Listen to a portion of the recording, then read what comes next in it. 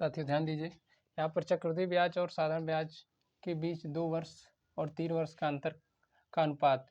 कहने का मतलब 2 वर्ष और 3 वर्ष के अंतर का अनुपात 9:29 है। तो दर बताइए। तो यहाँ पर चक्रवृद्धि ब्याज के साधारण ब्याज के बीच 2 वर्ष का, अगर चक्रवृद्धि ब्याज CI2 चक्रवृद्धि CI2 2 वर्ष के और साधारण ब्याज 2 वर्ष का SI2, यहाँ पर दिया है 3 वर्ष का 3 वर्ष और यहाँ पर 3 वर्ष का अंतर 9:29 दिया है। तो इसका मतलब ये हो गया, अगर बात करें गोल्डन अनुपात का,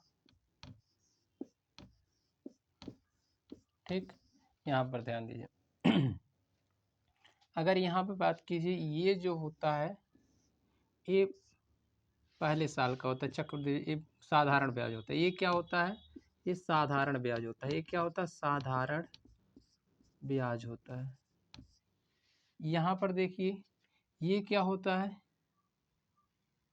ये दूसरे साल का चक्रवृद्धि ब्याज, ये दूसरे साल का चक्रवृद्धि ब्याज होता है। दूसरे साल का CI होता है। CI ये क्या होता है? अब ये तीसरे साल का हो, ध्यान दीजिए, अब ये मिला के कुल तीसरे साल का CI होता है। ये मिला के तीसरे साल का CI होता है। तो समझिए यहाँ पर तीसरे साल का CI, तीसरे साल का CI, ठीक, यहाँ पर ध्यान दीजिए। लेकिन यहाँ पे कहा जा रहा है कि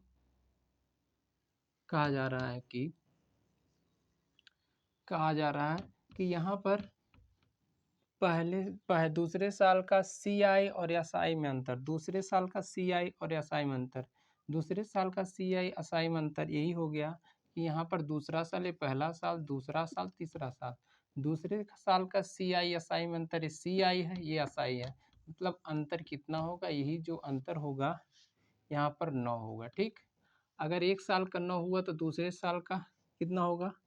18 होगा, 27 हो गया, 29 कुल दिया है तीसरे साल का SI। ये दोनों में अंतर कुल मिला के तीसरे साल का ये SI CI कितना हो गया कुल? अगर मान लीजिए ये CI है, कुल क्या है? CI है। लेकिन अगर एक साल का SI है, कुल क्या है? कुल जो है CI है, कुल CI है, लेकिन ये इतना SI है, साधारण ब्याज। तो इसके मतलब हो गया कि 29 क्या है? यहाँ पर 18 29 हो गया, यहाँ पर क्या बचा? 2 बचा। तो इसके मतलब 2, यहाँ पर 2/9 हो जाएगा साधारण ब्याज। और कहाँ से? गुणे 100 से 200/9 आंसर हो जाएगा। साथियों ध्यान दीजिए, ये पहले साल का CI है, SI है, ये दूसरे साल का CI है, और ये मिला के पूरा तीसरे साल का SI। ध्यान दीजिए, अब यहाँ पे क्या रहा है? किसी निश्चित मूलधन पर CI की 4% वार्षिक दर पर दूसरे साल में CI इतने रुपया हो जाता, तो मूलधन ज्ञात कीजिए। अगर कहा जा रहा है दूसरे साल में CI, दूसरे साल का चक्रवृद्धि ब्याज पूछा है, दूसरे साल का चक्रवृद्धि ब्याज बताइए, तो लेकिन पहले साल का नहीं बताया। तो इसका मतलब हो गया 4% को हम लिख सकते हैं 4/100, 4 एकम 4 × 100। अगर 2 साल के लिए पूछा है, 2 साल के लिए पूछा है, यहाँ पर 2 साल के लिए पूछा है ना, दूसरे साल, तो 25 का स्क्वायर करेंगे, 25 × 625 होगा।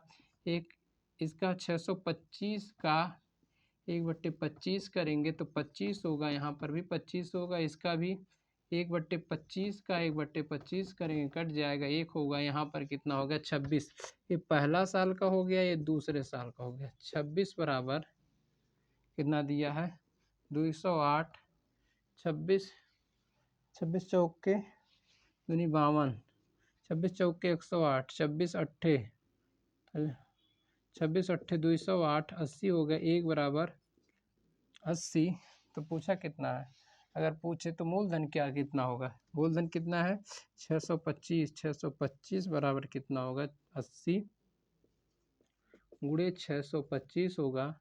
तो यहाँ पे साथियों 80 गुणे 625 कर देंगे, 625 गुणे 80 कर देंगे, कितना हो गया? 0 0 0 0 0 0, 8 × 5 = 40, 0 8 2 16 4 20, 8 8 48 2 50, 0 इस तरह से साथियों लगा लेंगे। जो भी क्वेश्चन रहेगा सब आपके लिए यूजफुल है साथियों, इस तरह से लगाइएगा। थैंक यू सो मच, बहुत बहुत धन्यवाद।